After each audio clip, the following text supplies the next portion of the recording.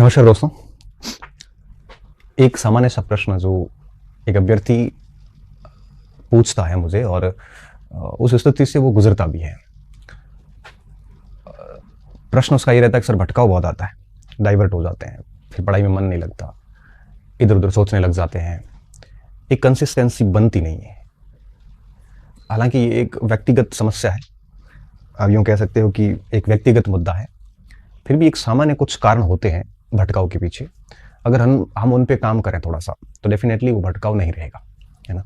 काम करने की आवश्यकता है और वो कार्य है वो एक दिन में भी नहीं हो सकता। भटकाव जैसे चीज़ों को हटा के एकाग्रचित होने के लिए अभ्यास चाहिए होता है, वो भी तकरीबन 3-4 सप्ताह का ठीक ठाक अभ्यास हो तो भटकाव दूर हो जाता है, ये तय बात है ना। तो भटकाव को दूर करने के लिए सबसे पहली चीज़ जो जानने की ज़रूरी होती है वो ये होती है कि भटकाव के पीछे बेसिकली कारण क्या है। ठीक है, तो देखो हम इस बिंदु पे बात करेंगे आज, बहुत छोटा सा पॉइंट है बट बड़ा महत्वपूर्ण है ना। भटकाव होता क्यों है? तो सबसे पहली बात तो ये कि इसके पीछे रीज़न क्या है, आखिर कारण क्या है। भटकाव का सबसे पहला कारण ये होता है कि जब हमारे पास में कोई लक्ष्य ना हो, हमें पता ही नहीं कि हम किसकी तैयारी कर रहे हैं, क्यों कर रहे हैं। कई बच्चे तो बहुत कन्फ्यूज़न में रहते हैं कि सर इसकी तैयारी करूँ कि इसकी करूँ उसकी करूँ। मतलब चाहे परीक्षा हो, चाहे बिजनेस हो, चाहे भी कोई भी कार्य हो, अगर आपको एक निर्धारित टारगेट नहीं है ना आपके पास, तो आप निश्चित तौर पे भटकाव आएगा। भटकाव ही है ये, क्योंकि जब आपका टारगेट स्थिर नहीं है तो भटकाव ही है। अब मुझे पता है कि मुझे जैसे फर्स्ट ग्रेड की तैयारी करनी, तो किस बात का भटकाव? बस विश्वास करके तैयारी शुरू कर दीजिए। सिलेक्शन होगा नहीं होगा ये इस बात पे तय होगा कि आपकी तैयारी किस स्तर की हुई है। तो जो भी कार्य करना है कम से कम उसका टारगेट फिक्स कर लें। अब टारगेट फिक्स करने में ये ना सोचा कि मेरे से नहीं हो पाएगा, बहुत सारे लोग तैयारियां कर रहे हैं, सब कर रहे होते हैं, लेकिन आपका टॉप्स देखिए 60%, 65%, 70% फर्स्ट ग्रेड में, तो हालांकि हर सब्जेक्ट की अलग अलग होती है। आप उन लाखों लोगों को देख देख के सोच सोच के अगर करोगे तो नहीं हो पाएगा। तो सबसे पहला काम तो आप ये करिए कि आप अपना एक फिक्स टारगेट सेट कीजिए, क्योंकि अगर आप टारगेट सेट नहीं कर पाते हैं तो कभी भी आप एकाग्रचित नहीं हो पाएंगे, आपको पता ही नहीं चलेगा, आपसे शुरू नहीं हो पाएगा। स्टार्ट कब होता है? जब टारगेट फिक्स होता है। मुझे पता है कि भाई मुझे अभी ये कार्य करना है, कि भाई मुझे अभी कॉलेज जाना है, या मुझे अभी घर जाना है, या मुझे अभी एक किताब लिखनी है, तो मेरा ये टारगेट फिक्स है। तो टारगेट फिक्स है तो उस टारगेट को लेके मैं काम करना शुरू कर दूंगा, फिर भटकाव नहीं आता। तो पहला जो मैंने कमी देखी है स्टूडेंट में, वो ये देखी है कि वो अपना टारगेट तय नहीं कर पाते। और मुझे लगता है कि एक टारगेट हमें बहुत अच्छी तरीके से तैयार कर लेना चाहिए। अब इस टारगेट को तय करने में किसी भी व्यक्ति का, अच्छे अनुभवी व्यक्ति का सहारा भी ले सकते हैं। अनुभवी व्यक्ति का, साथियों का नहीं, क्योंकि साथी लोग तो खुद ही भटके हुए होते हैं। कईयों को तो खुद को पता नहीं होता, दूसरों को ज्ञान दे देते हैं। मैंने देखा है लाइब्रेरी वगैरह में कुछ लोग ऐसे होते हैं जिनको खुद तो भ्रमित है और दूसरे बच्चे उनको पूछते हैं और वो उनको भी अपना ज्ञान दे देता, लेकिन खुद का भ्रम दूर नहीं कर पा रहा वो। इससे कहते हैं कि यहाँ अपने किसी गुरुजी से या अपने किसी अनुभवी साथी से जो ऑलरेडी किसी जगह पे है लगा हुआ, या फिर ऐसे व्यक्ति से जो बहुत पॉजिटिव व्यक्ति है, तो ऐसे व्यक्ति से सलाह लेके सबसे पहले अपना टारगेट फिक्स कीजिए। लक्ष्य तय होना बेहद जरूरी होता है। अगर आप एक साथ 3-3, 4-4 लक्ष्यों पे काम करेंगे तो एक भी लक्ष्य हासिल नहीं होगा, तय बात है। कुछ बच्चे कहते हैं सर मैं प्रोफेसर और आरएस दोनों एक साथ करना चाहता हूँ, पॉसिबल ही नहीं है। क्यों? क्योंकि दोनों का अलग मैटर है। सिलेबस सेम होता है 70%, तो एक बात थी कि आप 3-4 टारगेट एक साथ अचीव कर सकते हैं, लेकिन सिलेबस अलग अलग है, फिर आप कर ही नहीं पाते, पहली बात। दूसरी बात, फिर आपकी सामग्री तय होनी चाहिए, सामग्री निर्धारित होनी चाहिए, बड़ी भरोसा करके ले लेनी चाहिए, निर्धारित हो और सीमित हो। अगर आपके पास में बहुत अधिक सामग्री रखी हुई पड़ी है, अगर आपके पास में सामग्री यूं कहिए कि कोई बहुत अधिक सामग्री रखी हुई है और यूं कहिए कि कोई लिमिट नहीं है आपके पास में सामग्री की, तो आप डेफिनेटली कंफ्यूज होंगे कि ये पढ़ूं कि ये पढ़ूं, ये पढ़ूं कि ये पढ़ूं, फिर भटकाव शुरू हो जाता है। तो आपने पहले लक्ष्य तय कर लिया, फिर आप सामग्री तय कर लो कि सामग्री तय करना है, कैसे करना है ये आपके ऊपर है। फिर भी आप कहोगे तो मैं एक छोटा सत्र ले लूंगा कि सामग्री कैसे तय की जा सकती है। किताबें, नोट्स, कोचिंग वगैरह जो भी आपको ठीक लगता है, आपको समझ में जो भी चीज़ें आती हैं, मुझे लगता है कि सामग्री लिमिटेड हो तो ठीक है। क्यों? क्योंकि आप उसको बार बार पढ़ सकते हो और बार बार पढ़ने से चीज़ें याद भी हो जाती है और एलिमिनेशन की ताकत भी आ जाती है, क्योंकि आपके कंसेप्ट क्लियर हो जाते हैं। अगर आपकी सामग्री बेशुमार है, आपकी कमरा किताबों से भरा हुआ है, तो आपको समझ में नहीं आएगा कि शुरुआत कहाँ से करूँ, कौन सी किताब शुरू करूँ, कौन सी छोड़ूँ, क्या पढ़ूँ। एक तो शुरुआत नहीं होगी, और शुरुआत हो भी गई तो परीक्षा के ठीक पहले आप रिवीजन नहीं कर पाओगे। क्यों? क्योंकि इतनी सारी सामग्री है कि कौन सा पढ़े कौन सा छोड़े, और एक प्रकार से थोड़ा सा मोरल डाउन हो जाता है। सीमित रखें और सामग्री निर्धारित रखें, क्योंकि अगर सामग्री निर्धारित नहीं है तब भी भटकाव रहेगा कि ये पढ़ूँ कि ये पढ़ूँ, है ना। और इसलिए लक्ष्य तय हो, सामग्री तय हो जाती है, उसके बाद में अपने आप को अनुशासित करें। देखो, अनुशासन बेहद जरूरी होता है। अगर आप अनुशासित नहीं हैं, अनुशासन का सीधा सा मतलब ये होता है कि सुबह से शाम तक का आपका शेड्यूल फिक्स है। जैसे मुझे पता है कि मुझे मॉर्निंग में 5:30-6 बजे उठना है, फिर उसके बाद मुझे 2 घंटे पढ़ना है, फिर मुझे ये काम करना है, फिर मुझे वहाँ जाना है, फिर मेरे वहाँ पे ये काम करने हैं। सुबह से शाम तक का मेरा शेड्यूल फिक्स है। ये अनुशासित जीवन बेहद ज़रूरी है आपका। अगर आपका सुबह से शाम तक अता पता ही नहीं है कि आप क्या कर रहे हैं, क्या नहीं कर रहे हैं, आपको खुद को कुछ नहीं पता, आपका अपने ऊपर ही शासन नहीं है, आप किसी और के शासन के अधीन चल रहे हैं, तो मान के चलिए कि आप कभी भी एकाग्रचित नहीं हो सकते। आप सबसे पहले तो अपने आप को ठीक करिए, तब आपका मॉर्निंग से लेकर नाइट तक का पूरा शेड्यूल फिक्स हो। सुबह से शाम आपको क्या करना है और क्या नहीं करना है। अगर आप ये फिक्स शेड्यूल करते हैं, आपकी जीवनचर्या एकदम नियमित होती है, तो आपको किसी मोटिवेशन की आवश्यकता नहीं है, क्योंकि आपकी जीवनचर्या, आपकी जो शेड्यूल है वो आपको ऑटोमेटिक मोटिवेट करता रहता है, आपको पुश करता रहता है, आप अपना काम करते रहते हैं। अगर आपका कोई टाइम टेबल नहीं है, बिल्कुल अस्त व्यस्त जीवन जी रहे हैं, तो आप उम्मीद ही मत करिए कि आप कभी एकाग्रचित हो पाएंगे।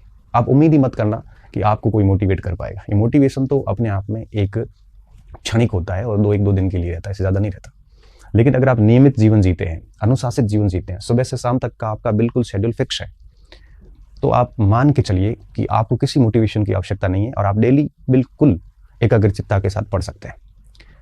नहीं तो आप कितना भी मोटिवेट हो लो, बड़े बड़े मोटिवेट से मोटिवेट हो लो, 1 घंटे बाद आपकी स्थिति वैसी होगी जैसे पहली है। मुझे अच्छे से ठीक से अनुभव किया मैंने, जब भी मेरी पढ़ाई नहीं होती थी या मुझे इस तरह से कि साथियों के साथ चला गया या फिर किसी के कमरे चला गया, वहाँ पढ़ाई नहीं हुई, पूरा दिन खराब हो गया, तो मुझे रात को ऐसे बड़ा टेंशन सी होती थी, यार क्या कर रहे हैं, क्यों हमारा समय खराब कर रहे हैं। जिस दिन अच्छी पढ़ाई होती थी उस दिन शाम को, रात को बड़ा सुकून मिलता था कि हाँ, हमने दिन का अच्छे से यूज़ कर लिया। तो ये अनुशासन बेहद ज़रूरी है, और अगर ये नहीं है तो मोटिवेशन वगैरह सब एक फ्रॉड हो जाते हैं। क्यों? क्योंकि बिना अनुशासन के, बिना नियमित जीवनचर्या के एक विद्यार्थी ही नहीं बल्कि कोई भी व्यक्ति हो, कोई भी चीज़ें काम नहीं करेगी। आपके पास अनुशासन होना चाहिए, मॉर्निंग से लेकर नाइट तक का कंप्लीट शेड्यूल होना चाहिए। शेड्यूल ऐसा नहीं कि भाई 2 बजे 6 बजे उठना है, 7 बजे ये करना, नहीं, मॉर्निंग में 1 घंटा ये करना है, किसी भी गजे कर सकते हो। और ठीक है, उसका शेड्यूल भी बड़ा लिबरल होना चाहिए ताकि उसको आप फॉलो कर सको। कई बार हम बहुत टिपिकल शेड्यूल बनाते हैं कि 6 बजे उठना है, 6:30 बजे ये करना है। ये शेड्यूल किसी दुनिया में किसी व्यक्ति का ना पूरा हुआ ना कभी पूरा हो पाएगा। हम पेज पे लिखते हैं, फिर लिखते हैं कल से लागू, परसों से लागू, फिर फाड़ देते हैं, फिर लिखते हैं, ऐसा नहीं होता। शेड्यूल लिबरल डालिए।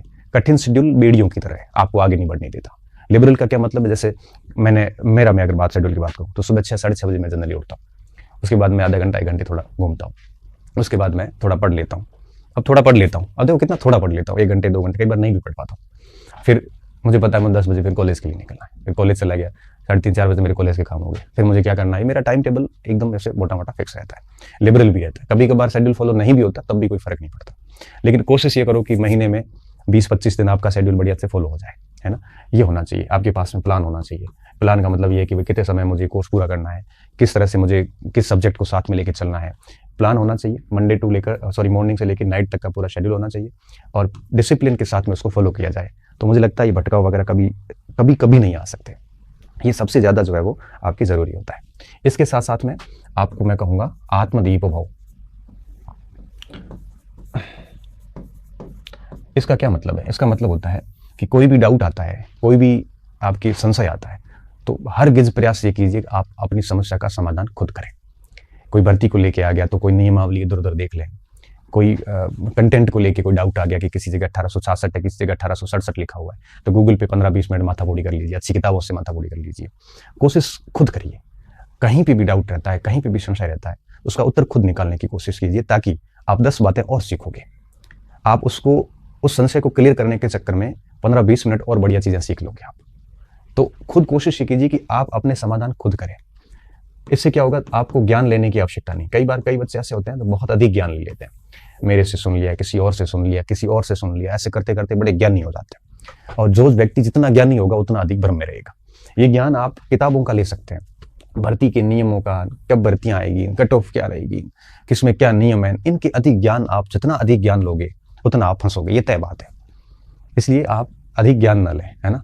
जैसे किसी सामग्री क्या पढ़नी है, कई लोग इस पे अधिक ज्ञान ले लेते हैं कि उस किताब में ये कमी, इसमें ये कमी। कई देखना आप लाइब्रेरी में बहुत बड़े बड़े ज्ञानी लोग भरे पड़े हैं, उनको हर किताब के बारे में पता है, किस किताब में कमी क्या है, खूबी क्या है, क्योंकि हर जगह उन्होंने डिस्कशन कर करके सुन रखा है, पढ़ा नहीं है, पता उनका व्यक्तिगत वो ज्ञान नहीं है। वो 4 लोगों से बात करते हैं, क्योंकि ऐसे लोग बहुत सामाजिक लोग होते हैं।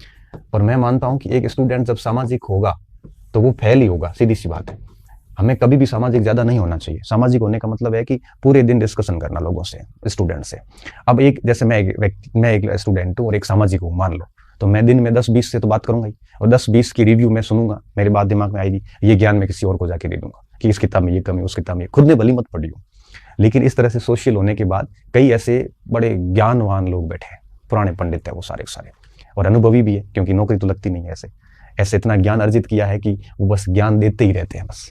तो कम से कम आप ऐसे लोगों से बचें, खुद इतने ज़्यादा सोशल ना हो, बस अपनी पढ़ाई में ध्यान रखें और अपना डाउट अपने खुद से क्लियर करें। आपके पास में मोबाइल है, आपके पास में सारे संसाधन है वर्तमान में, आप बड़े आराम से अपने डाउट का सोल्यूशन खुद कर सकते हैं। जितना खुद डाउट का सोल्यूशन करोगे उतना ही बढ़िया होगा वो। 15 चीज़ें सीखने को मिलेगी, कॉन्फिडेंस भी आएगा क्योंकि खुद ने पढ़ा है, खुद ने देखा है उसको, प्लस आप आत्मनिर्भर हो जाएंगे। ये सबसे बड़ी बातें होती है जो स्टूडेंट को ध्यान रखनी होती है। आत्मनिर्भर होना बहुत जरूरी है। आप हर छोटी मोटी बात के लिए दूसरों पे क्यों निर्भर होना, क्यों किसी को फालतू आपको एक प्रकार से है वो पूछते रहना है।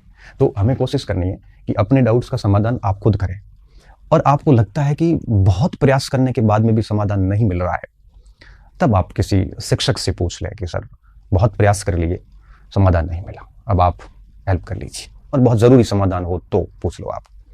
बाकी ज्ञान लेने से बचें, मैं तो यही कहूँगा। ज्ञान लेने का मतलब है कि पूरे दिन पढ़ाई के अलावा सारी चीज़ें हासिल करना, कोई मतलब नहीं है, ये सब बेकार की चीज़ें।